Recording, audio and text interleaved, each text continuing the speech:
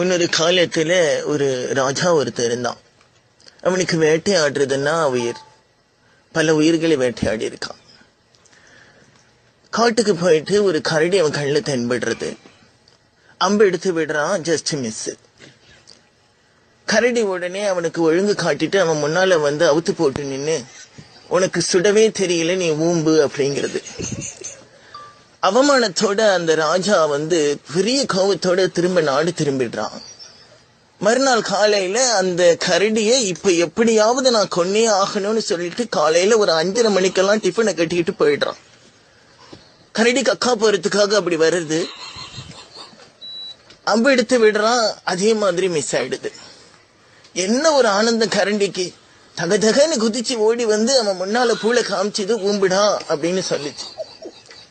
அவனும் வேற வழி இல்லாம ஊம்பிட்டு திரும்ப போயிடுறான். மறுபடியும் அவனுடைய கோபம் கடலா எரியுது அவன் மனசுக்குள்ள. மறுநாளும் வரான், அதே மாதிரி அம்ப விடுறான், அதே மாதிரி மிஸ் ஆகுது.